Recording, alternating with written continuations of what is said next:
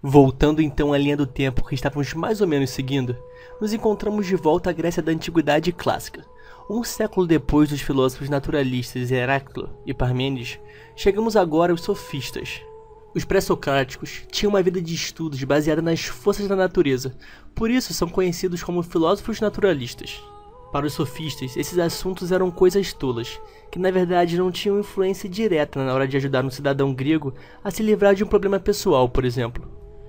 Com esta mudança, o objetivo de estudo deixou de ser a natureza para se tornar a arte da persuasão, que teria muito mais importância a partir de então.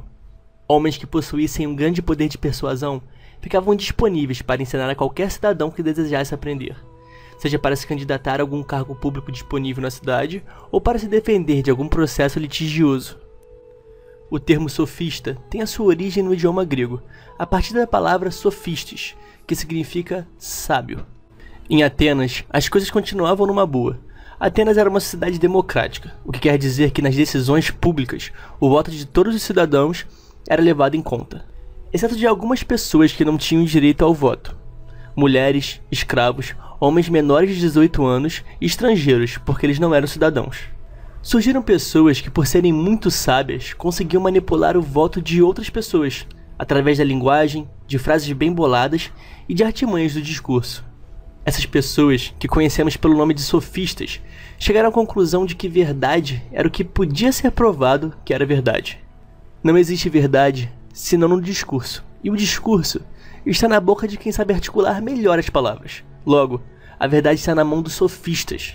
Sendo assim, por serem mestres do discurso, eles começaram a vender defesas, mais ou menos como um advogado faz hoje em dia, e a vender conhecimento, cobrando caro por aulas de retórica, ou seja, a arte do discurso, para jovens aprendizes. Já que o poder de discurso era algo fundamental na democracia, visto que o cidadão ateniense se destacava pela sua capacidade de discurso e pela sua participação na política, visto como uma atividade fundamental e nobre. Por isso, tais aulas eram tão requisitadas, a fim de aprimorar a capacidade de discurso e retórica de quem pagasse por isso.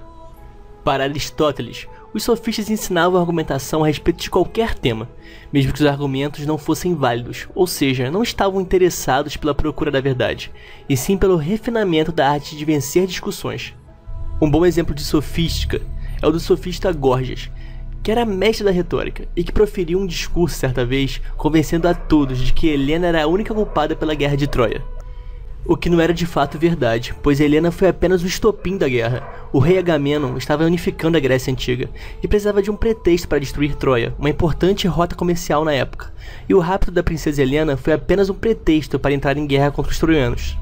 No dia seguinte, o mesmo sofista Górgias convidou os mesmos ouvintes para ouvirem outro discurso, e dessa vez ele convenceu as mesmas pessoas de que Helena era inocente. O que vale ressaltar aqui é a habilidade de discurso dos sofistas. Pode-se fazer aqui uma relação da sofística com uma escola muito posteriormente chamada de relativismo, que vamos discutir mais tarde. Não acreditando numa verdade universal, qualquer coisa pode ser verdade, desde que olhada pelo ângulo certo.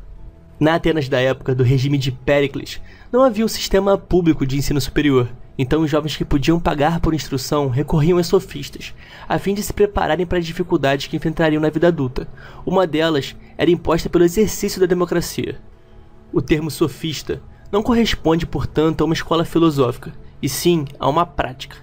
Um dos mais conhecidos sofistas foi Protágoras, tanto que Platão dedicou a ele uma obra, o que mostra que o filósofo, mesmo sem concordar com o sofismo, respeitou o pensamento de Protágoras, a ponto de dedicar a elaborar objeções às suas ideias. Protágoras, além de ensinar a arte do debate aos jovens, em uma de suas muitas visitas a Atenas, ele foi nomeado por Péricles para redigir a constituição de uma colônia ateniense. No diálogo platônico Teeteto, Platão traz um importante pensamento de Protágoras. O homem é a medida de todas as coisas, das que são como são e das que não são como não são. Isso significa, em outras palavras, que se uma pessoa pensa que uma coisa é verdade, tal coisa é verdade, para ela. Ou seja, a verdade pode ser subjetiva e relativa. E para Protágoras, como não há uma verdade objetiva e absoluta, a verdade sempre seria relacionada aos indivíduos. Protágoras foi o primeiro homem a dizer que em relação a qualquer assunto, existem sempre duas afirmações contraditórias. Mais adiante, Platão questionaria tal conceito de verdade relativa, dizendo que se todas as crenças são verdadeiras, a crença de que nem todas as crenças são verdadeiras também é. A técnica argumentativa dos sofistas foi registrada por Protágoras em sua obra A Antilogia. Para ele, era preciso aprender a argumentar pró e contra determinada posição, pois todas elas são verdadeiras. A antilógica era um bom recurso para se preparar para debates, pois ao se conhecer profundamente os principais argumentos contra e a favor de determinado assunto, é possível defender bem qualquer posição tomada e objetivar com eficácia os argumentos dos adversários.